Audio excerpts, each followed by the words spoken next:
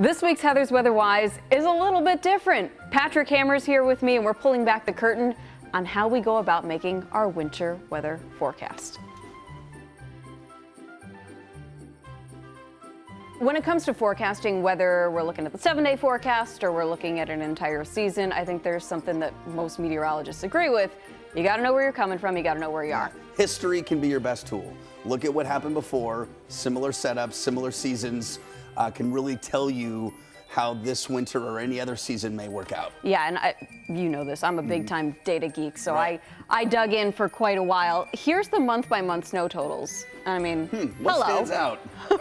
January in particular, what I found really interesting, if you go day by day, if you take out 2 days at the end of January, you're missing 30 inches of snow. Yeah, the lake effect was crazy, and the vans set up right over Buffalo. So whereas you think the South towns usually are the big snowfall winners, Buffalo, I think, had a very similar total to Hamburg when all was said and done. Right, not only that, but the temperatures, I mean, they were all over the place. When you look at the season, when you look at the season as a whole, nothing stands out, but you remember how cold Thanksgiving was? Oh, remember the turkey trot?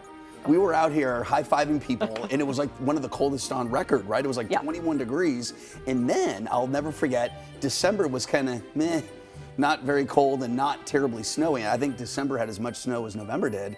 And I remember looking at you going, we kind of called for some hefty totals. Yeah. And we better make up some ground, and boy, did we.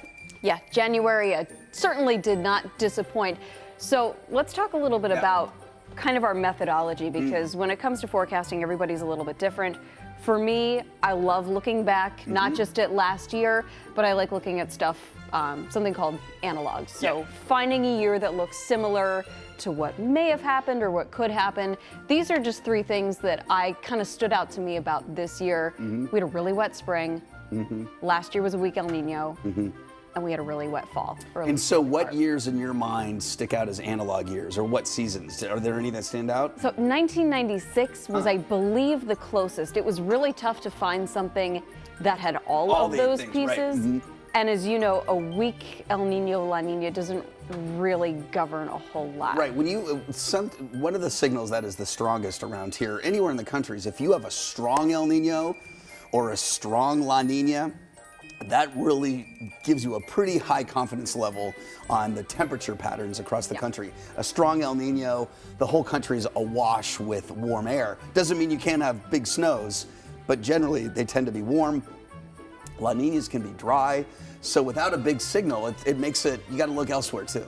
Right, so speaking of elsewhere, I know you're a lot more into this than I am, the long range, what we call teleconnections. Explain that real quick. Yeah, teleconnections is when you look at pressure patterns or, let's say, ocean temperatures, and one thing will lead to another. For instance, if you look at the Arctic oscillation, which is basically the pressures in the Arctic, a negative Arctic oscillation generally means lower pressure sinks further south, so an active storm track, more cold air intrusions into the U.S. A positive Arctic oscillation means all of the cold air is kind of bottled up near the Arctic. Yep.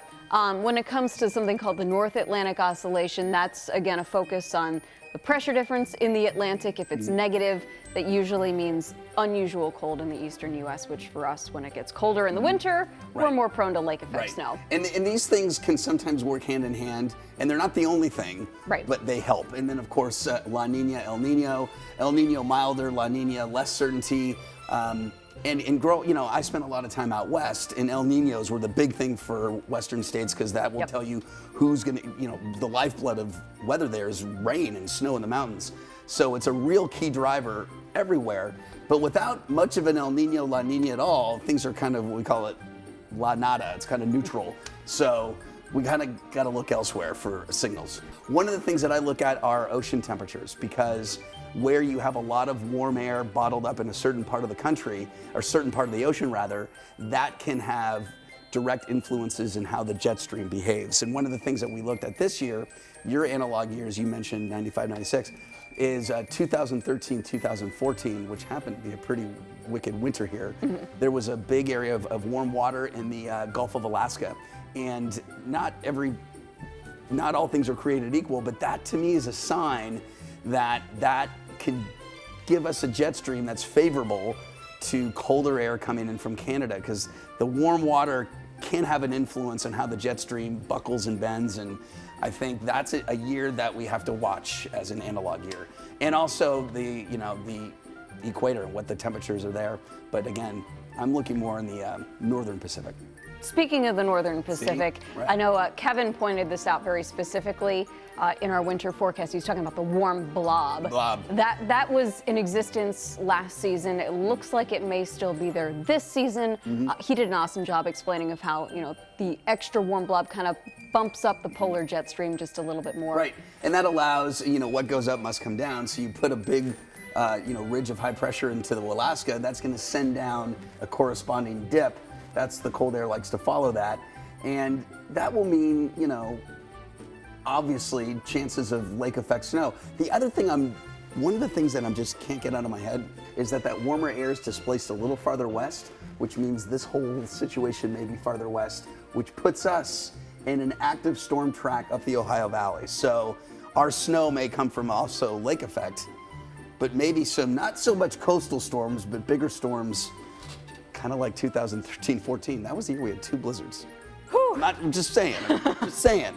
It's something that I'm keen in on. Yeah. So what do you think? What do you think is the biggest challenge of winter forecasting? For me, it's the fact what you just said is that unlike the Mid-Atlantic, it's not just we're getting snow from a coastal system, or we're getting snow from these little clippers. We've got lake effect. We've got a bunch of different modes of snow. Yeah, and lake effect Lake effect doesn't happen anywhere else to this Not to that degree, magnitude. to this degree. So it's always a challenge to find out where those bands are going to be. And like you said at the top, had that band, let's say in those 2 late January, early February systems not set up over the airports, they might not have had as much of a seasonal snowfall total. But the other thing about last winter is that, which I found so bizarre, is we got a lot of snow, but it didn't stick around. So the ski season wasn't great. The snowmobiling season wasn't great, despite all the snow.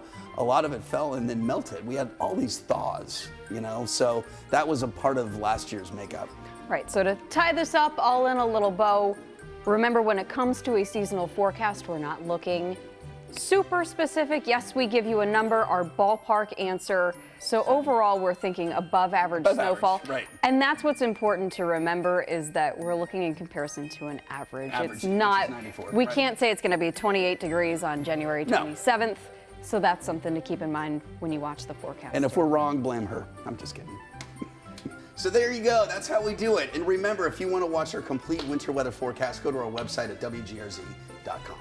I'll see you next week with a new episode of Heather's Weather Wise. But until then, remember, it's good to be a geek.